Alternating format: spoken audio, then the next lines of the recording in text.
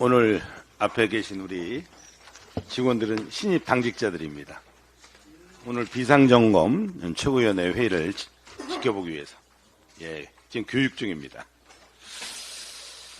네, 박찬대 당대표 직무대행의 속개 선언으로 제288차 최고위원회 비상경제 점검회의를 속개하겠습니다. 제288차 최고위원회의를 속개합니다. 먼저 박찬대 당대표 직무대행의 발언이 있겠습니다. 오늘 비상한 상황이지만 우리 신임 당직자 여러분 환영합니다. 앞으로 고생길이 확 열려 있는데요. 열심히 일해 주실 것을 당부드립니다. 대한민국 경제가 퍼펙트 스톰 상황에 직면했습니다.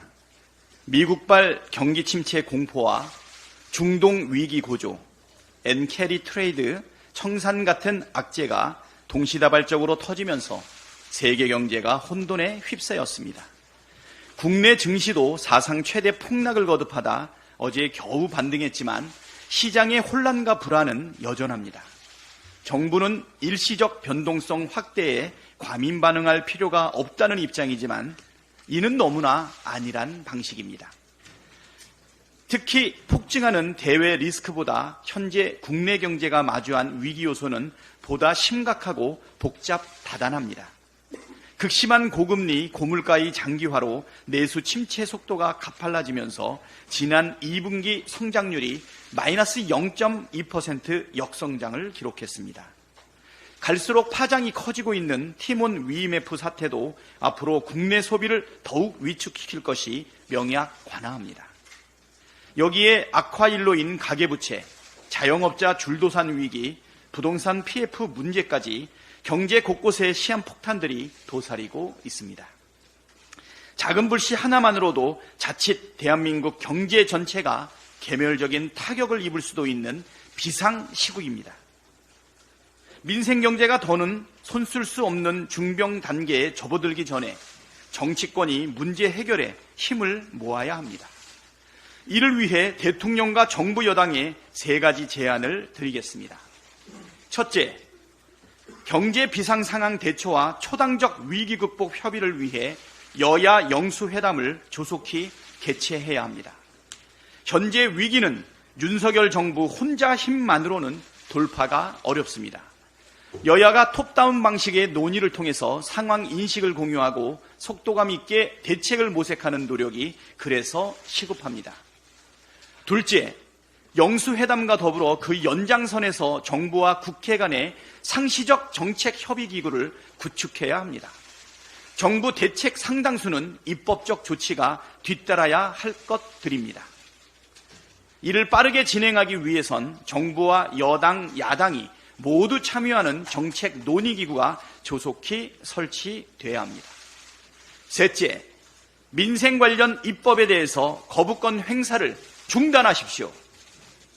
거부권을 휘둘러 국회를 통과한 민생 입법을 가로막고 정쟁을 부추기는 악순환을 이제 더는 반복해서는 안 됩니다. 더욱이 대통령이 휴가기간 전통시장을 돌며 여론을 청취하고 있다니 민생회복지원금의 필요성을 피부로 체감했을 것입니다. 민생회복지원 특별법 외에도 처리가 필요한 사안이 한둘이 아닙니다. 그리고 민주당은 정부와 여당이 반대만 하지 말고 더 좋은 대안을 가져온다면 얼마든지 머리를 맞대고 협의하겠다는 말씀을 드립니다. 대한민국 경제가 그리고 국민의 삶이 풍전등화 상황입니다. 이러한 때에 휴가를 떠난 대통령 부부에 대한 함가한 팔도 유람을 하고 있다는 매서운 비판이 쏟아지고 있습니다. 민생 경제가 사실상 무정부 상태라는 국민의 탄식도 높습니다. 그런 지적을 겸허하게 받아들이면서 휴가기간 정권의 무능과 무대책으로 고통받는 국민의 목소리를 절절하게 새겨야 할 것입니다. 특히 백척간두에 놓인 민생경제를 구하기 위한 민주당의 제안을 대승적으로 수용하길 바랍니다. 국민의 삶에 관심이 없고 민생 해결에 무능한 권력은 존재할 이유가 없고 반드시 심판받는 다는 역사의 교훈을 무겁게 새기길 바랍니다. 네, 다음으로 김태년 민생경제위기대책위원장의 발언이 있겠습니다.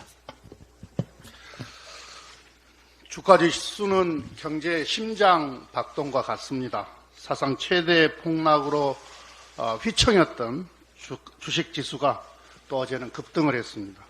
서킷 브레이커와 사이드카가 연이어 발동됐습니다. 이건 정상적인 심장 박동이 아닙니다. 우리 경제가 위험하다는 건강 이상 신호입니다. 그런데도 윤석열 대통령과 정부만 지금 위기라는 것을 잘 모르는 것 같습니다. 경제부총리가 시장이 과도하게 반응한 측면이 있다, 이렇게 이야기를 합니다. 시장과 투자자들에게 책임을 돌립니다. 또 국민 탓입니다. 참으로 무능하고 무책임한 정권입니다. 윤석열 정권의 총체적인 경제 실패가 피해를 더욱 확산시켰습니다. 이번 사태의 본질은 두 가지입니다. 첫째, 우리 주식 시장의 취약성입니다. 올해 초와 비교했을 때 미국 나스닥은 9.7%, S&P 500은 9.3% 상승했지만 우리 코스피는 8.5% 하락했습니다. 우리 주식시장이 호재에 둔감하고 악재에 민감한 이유는 윤석열 정권에서 선도형 경제가 뒷걸음치고 있기 때문입니다. 미래 경제산업 정책의 부재가 주식시장의 자생력을 약화시켰습니다. 그러니 뉴욕 증시가 기침만 해도 한국 증시는 감기에 걸리는 취약성이 반복되고 있습니다. 둘째는 경제 체질의 허약성입니다. 윤석열 정권에서 내수 성장이 멈췄습니다. 실질 임금이 감소하면서 내수 부진, 투자 감소, 고용 악화의 악순환에 빠졌습니다. 최근 2분기 소매 판매는 작년보다 2.9% 떨어졌습니다. 15년 만에 최대 하락폭입니다. 그런데 정부가 동원할 수 있는 정책 수단을 스스로 제한시켰습니다.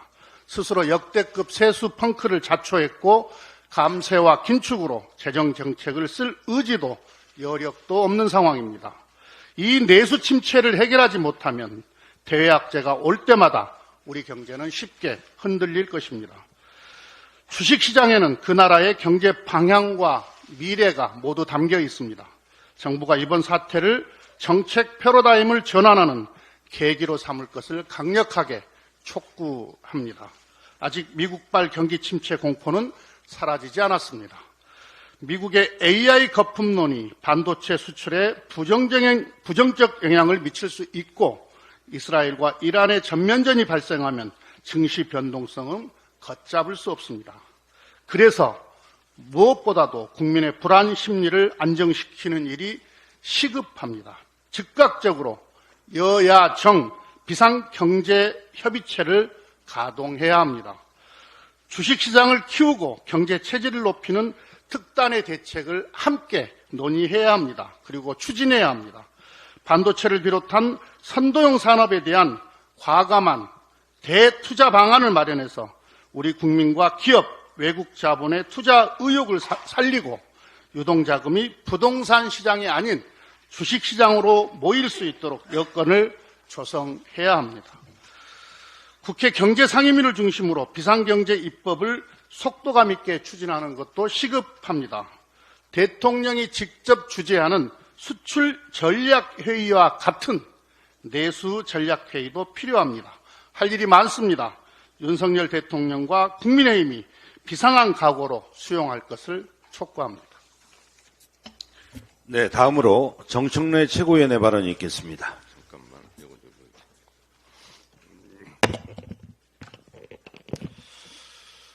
세계적 지도자 김대중 대통령 동교종 사저 문화 역사 공공공간으로 조성합시다. 김대중 정신 배움터로 만듭시다. 1948년 8월 15일 정부 수립 이후 우리 대한민국은 초대 이승만 대통령부터 현재 윤석열 대통령까지 13명의 전현직 대통령이 있습니다. 한국 현대사 영역의 세월을 함께한 자랑스럽던 부끄럽던 우리의 역사입니다. 자랑스러운 역사는 자랑스러운 대로 부끄러운 역사는 부끄러운 대로 감출 수도 지울 수도 없는 있는 그대로의 우리의 역사입니다. 김대중 대통령에 대한 수식어는 대한민국 국민들의 자부심입니다. 지금처럼 비상경제 상황이고 정치, 경제, 외교, 안보, 국방, 남북관계 모두가 파탄난 이 지경에는 김대중 대통령이 더욱 생각이 나고 그립습니다. 대한민국 민주주의와 인권의 상징, 한반도 평화, 대중경제론, 노벨 평화상 수상자로 세계적 명성을 떨친 지도자가 김대중 대통령입니다. IMF 시절보다 더 어렵다고 국민들이 아우성이 높으니 김대중 대통령이 더욱더 생각이 납니다. 김대중 대통령 집권 이후 IMF를 조기 졸업하고 인터넷 강국, 문화 강국에 기틀을 놓았습니다.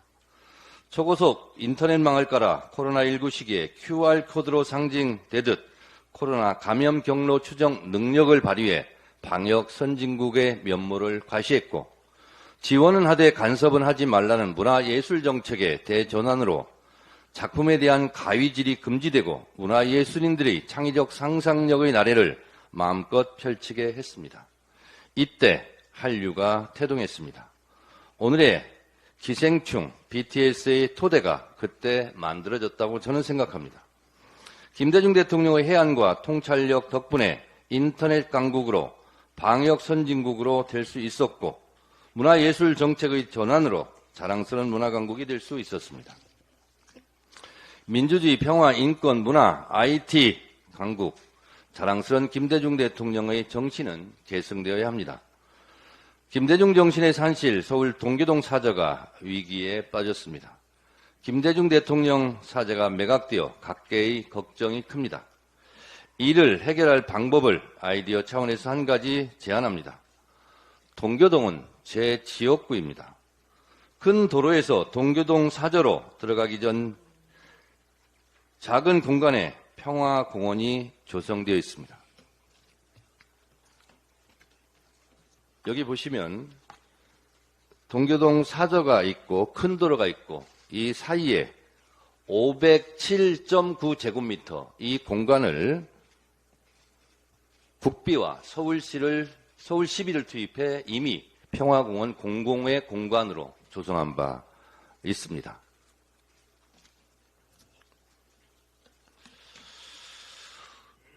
(507.9제곱미터) 이 공간은 원래 사유지였습니다.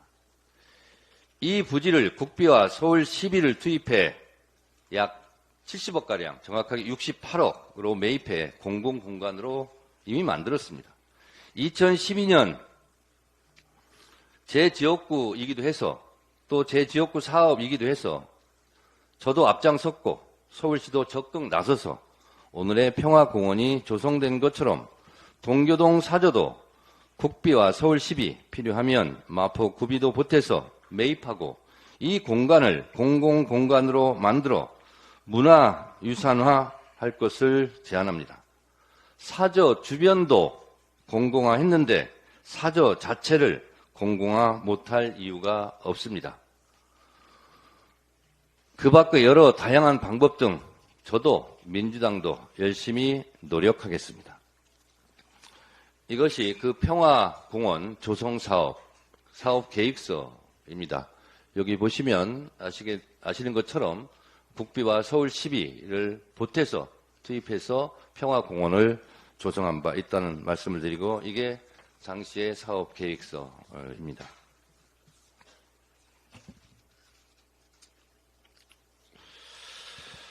김대중 대통령은 한국 현대사 대한민국의 자산이고 그 정신이 대한민국의 공익과 국익에도 맞닿아 있는 만큼 김대중 대통령 사저를 대한민국 공공재산, 문화 역사의 산실로 만드는 것이 옳다고 생각합니다.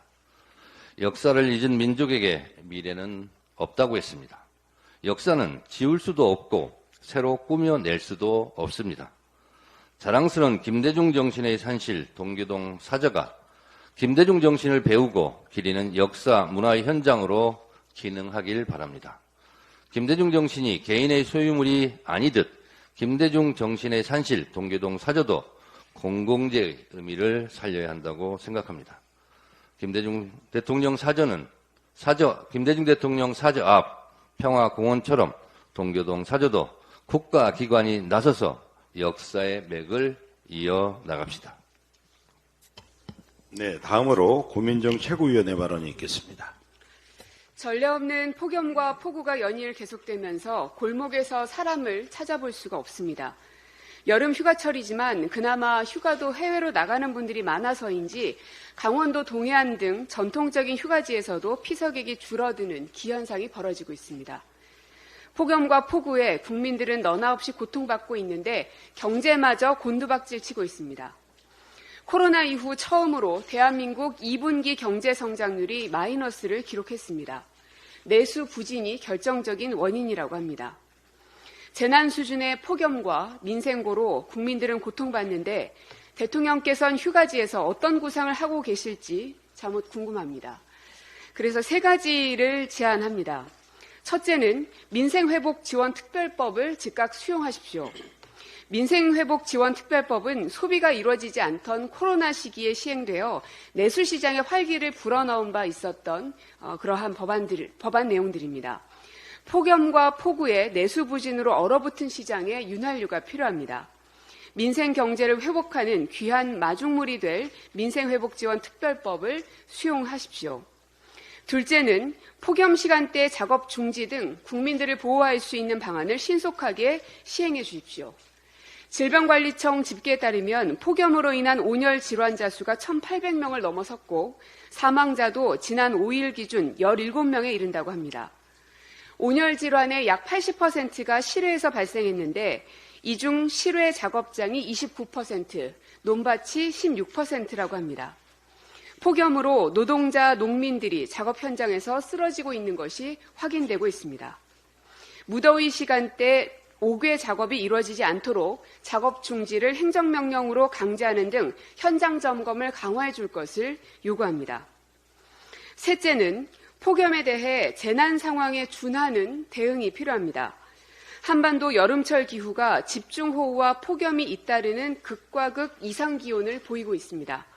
지구온난화로 인한 이러한 현상은 앞으로 더욱 가속화될 것으로 예상됩니다. 따라서 폭염도 재난으로 취급해 대응할 필요가 있습니다. 특히 폭염과 집중호우로 인한 피해는 취약계층일수록 더욱 큽니다. 폭염에 일거리까지 사라져 가난과 질병, 더위까지 삼중고로 호소하는 분들을 국가가 나서서 챙겨야 합니다. 또한 과일, 채소 등 폭염발 장바구니 물가도 시한폭탄입니다. 정부의 선제적인 대응이 필요한 시점입니다. 원전 만능을 외치며 기후변화에는 무관심으로 일관해온 정부 여당에 촉구합니다. 기후위기 대응에 비상한 각오로 적극 나서 주십시오. 네, 다음으로 서영교 최고위원의 발언이 있겠습니다.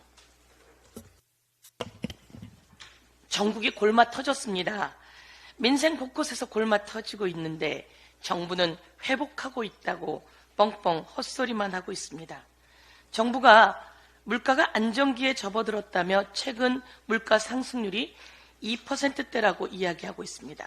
7월 소비자 물가는 2.6% 상승했습니다. 그런데 말이죠. 실제 물가는 그렇지가 않습니다. 석유류 가격이 8.4%로 21개월 만에 최대폭으로 상승했습니다.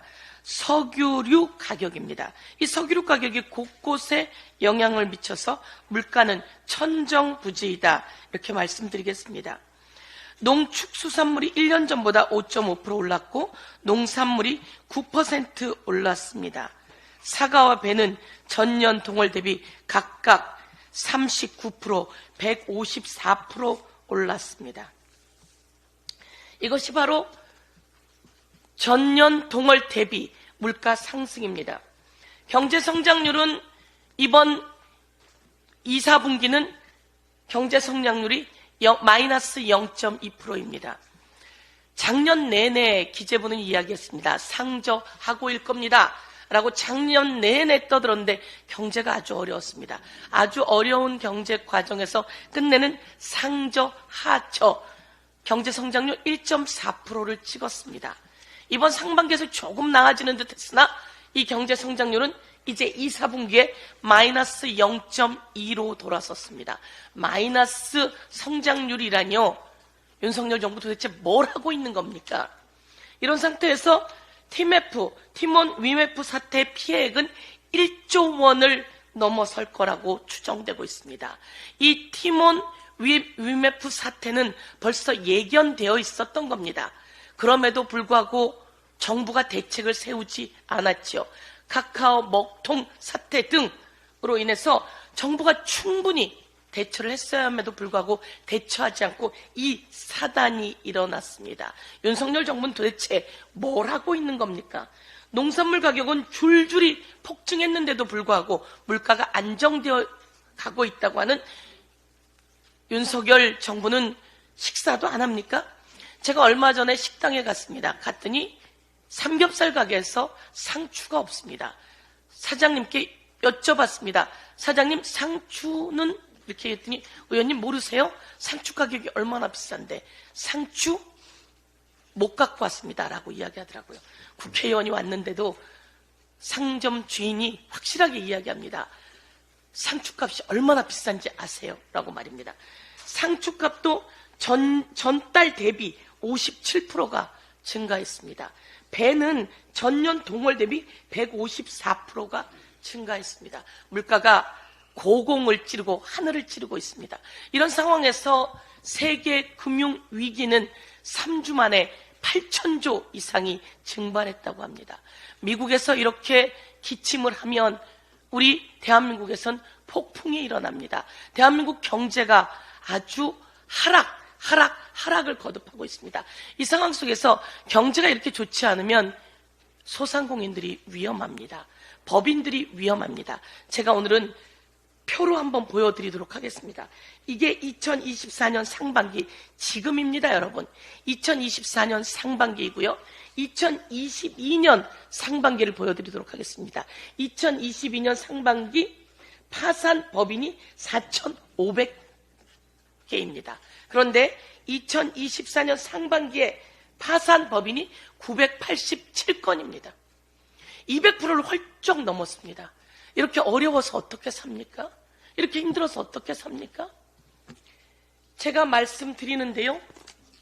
바보야, 문제는 경제야. 윤석열 정부에게 이야기합니다. 이 바보들아, 문제는 경제야. 이건 제가 한 말이 아니고요. 클린턴이 한 말이라고 하는 말씀을 드리면서 이제는 클린턴 말도 하고 싶지 않은 지경입니다. 바보야, 문제는 경제야. 이래서 우리가 꼭 필요한 민생회복지원금 특별법을 마련했습니다. 왜요? 정부가 하지 않으니까요. 제가 국회행정안전위원장 시절에 전국민 재난지원금을 국회에서 의결했습니다. 전국민에게 재난지원금을 주고 그것을 지역화폐 형식으로 신용카드에 적립해 주었습니다. 그러자 경제가 살아났습니다. 경제 마중물이 필요한 이 시점이 바로 골든타임인데 윤석열 정부는 쳐다도 보지 않고 그 윤석열 정부의 꼭두각시는 이 민생회복지원금을 줘서는 안 된다며 필리버스터까지 하고 난리가 났습니다. 경제를 다 망가뜨린 윤석열 정부.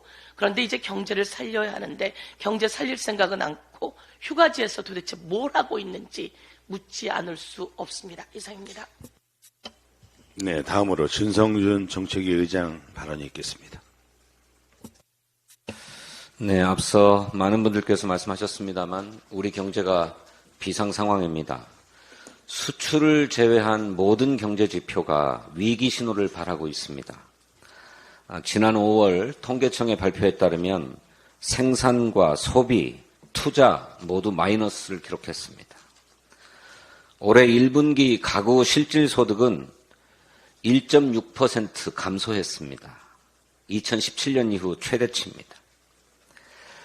내수 경기에 빨간불이 들어온 지는 이미 오래이고 특히 민생 경제는 절체절명의 위기 상황입니다. 내수에 의존하고 있는 자영업, 소상공인은 그야말로 피울음을 삼키고 있습니다. 지난 한 해 폐업을 신고한 자영업자는 100만 명에 육박합니다. 자영업자 대출 연체율은 지난 2년 동안 3배가 상승했습니다. 취약차주의 연체율과 신규 연체 진입률도 계속 늘어나서 앞으로도 폐업이 더욱 증가할 것으로 전망됩니다. 지난 8월 2일 국회에서 통과된 민생회복지원특별조치법은 민생경제의 위기를 극복하기 위한 최소한의 긴급조치입니다. 국민 한 사람당 25만 원의 지역사랑상품권을 지급해서 말라버린 내수경제에 마중물을 붓자는 것입니다. 국민의힘은 이 법의 통과를 저지하겠다고 필리버스터를 강행했습니다. 이제는 대통령이 거부권을 행사하려 하고 있습니다. 그렇다고 무슨 다른 대안이 있는 것도 아닙니다. 대안도 없이 막무가내로 반대만 하는 것입니다. 그러면서 정부 여당은 거대 자산가들의 세금을 깎아주자고 합니다. 정말 정부 여당에 묻고 싶습니다. 거액 자산가들의 세금을 깎아주면 우리 경제가 살아납니까? 주식 투자자의 1%에 불과한 초거대 주식 부자들의 금융투자 소득세를 폐지하면 내수 경제가 살아납니까? 상속인의 0.7%에 불과한 거액 자산가의 상속세를 깎아주면 민생 경제가 살아납니까? 정부가 3년째 밀어붙이고 있는 부자 감세로 무려 81조 원의 세수가 감소했습니다. 이 때문에 정부가 한국은행으로부터 빌려다 쓴 돈만 올해 100조 원이 넘습니다. 부자 감세는 악착같이 밀어붙이면서 민생회복 지원금은 절대 안 되는 이유가 무엇입니까? 대안 없는 반대, 반대를 위한 반대는 이제 멈추십시오. 윤석열 대통령께 민생회복 지원 특별법을 수용할 것을 강력하게 요구합니다. 지역사랑 상품권으로 얼어붙은 지역경제, 골목상권에 온기가 돌게 합시다. 고물가, 고금리에 신음하는 우리 국민의 얼굴에 화색이 돌게 합시다. 1% 거액 자산가가 아니라 전 국민에게 혜택을 줍시다. 민주당은 도탄에 빠진 자영업 소상공인과 가계부채로 고통받고 있는 가계를 위해서 선제적인 민생대책을 지속적으로 추진하겠습니다. 서민과 소상공인에게 전가되는 가산금리의 산정체계를 합리화하고 채무자의 최소 생계비만큼은 보장할 수 있도록 은행법 개정을 추진하겠습니다. 막대한 예대 마진을 누리고 있는 은행의 또 금융기관의 사회환원을 강화하고 취약계층의 채무 조정 범위에 통신비와 건강보험료 등을 포함할 수 있도록 서민금융지원법 개정도 추진하겠습니다. 앞서도 지적이 있었습니다만 최근 발생한 TMF 사태가 자영업 소상공인들을 더욱 위태롭게 하고 있습니다. TMF 사태는 기업 사냥꾼과 플랫폼 업체의 탐욕과 도덕적 해이가 불러온 사태입니다.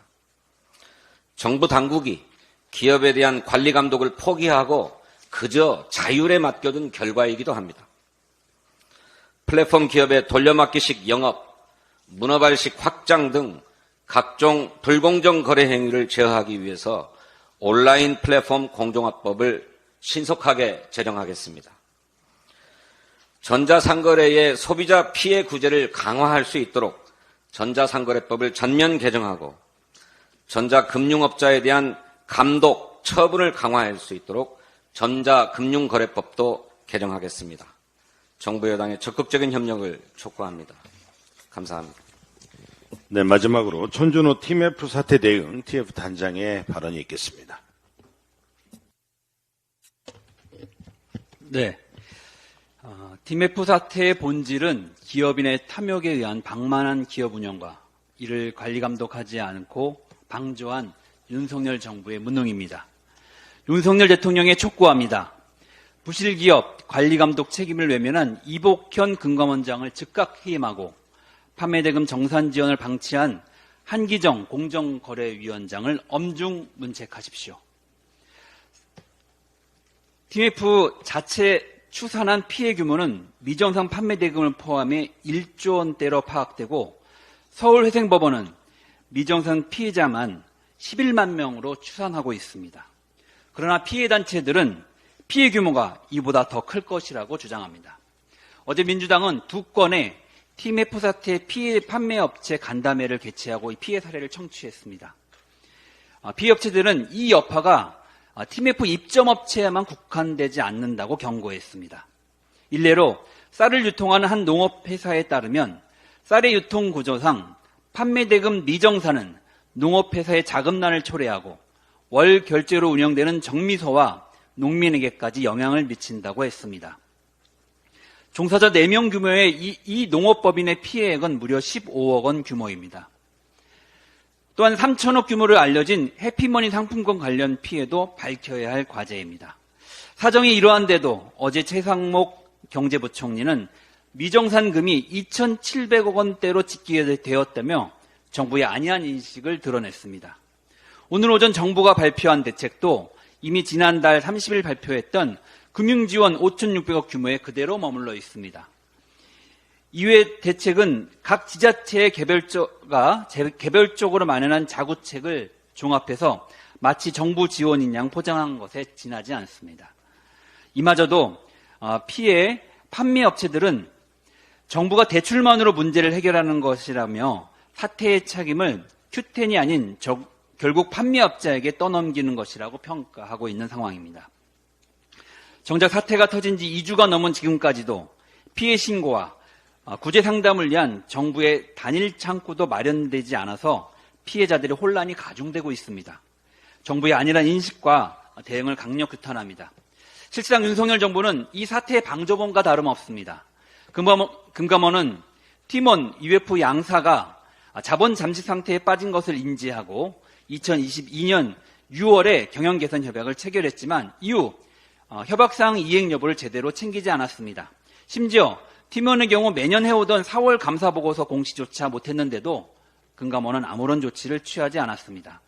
소비자에 대한 경고도 판매자에 대한 보호 조치도 전무했습니다. 한편 공정거래위원회는 최대 70일에 달하는 TMF의 판매대금 정산 주기를 방치했습니다. 알려진 것처럼 TMF의 정산 주기는 온라인 플랫폼 회사들 중에서도 가장 긴 편에 들어갑니다. 이에 TMF 입점업체들은 늘어진 정산 주기를 개선해달라고 공정에 수차례 요구했지만 묵살당했습니다. 이 같은 정부의 태도에서 반성은 찾아볼 수 없습니다.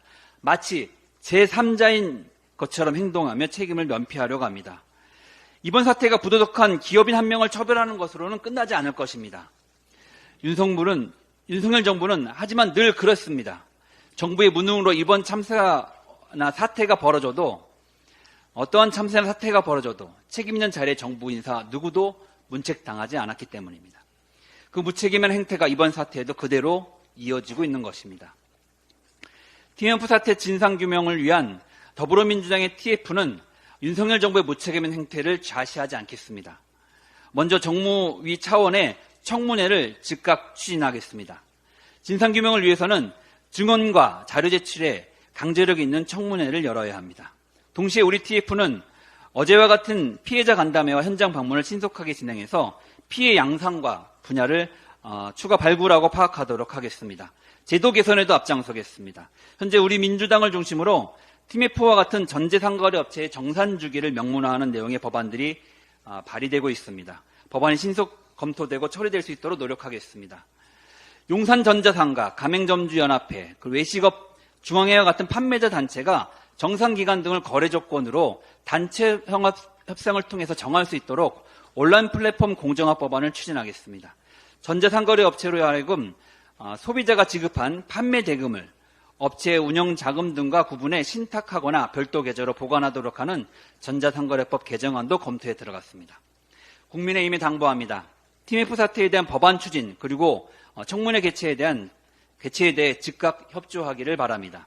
우리 TF는 이번 사태에 대한 대응에 그치지 않고 전자상거래의 불공정 문제가 근본적으로 해결될 수 있도록 최선을 다하겠습니다. 감사합니다. 네, 이상 발언을 마치고 당대표 직무대행께서 회의를 폐하시겠습니다. 제288차 최고위원회를 폐회합니다. 네, 우리 회의 끝났는데요. 우리 지도부께서 잠깐만 계시죠. 우리 이 새내기 당직자 여러분들 어때요? 오늘 처음 이렇게 회의 와서 보니까. 아니, 뭐. 자, 저기 우리 축하 박수 한번, 환영의 박수 한번 보내주시고. 회의는 끝났는데요. 여러분들 우리 지도부님 저 뒤에 이렇게 한번 서서 사진 촬영 한번 하세요. 이게 여러분들한테 평생 기념 될 거예요. 예, 빨리 네. 나오시죠. 네.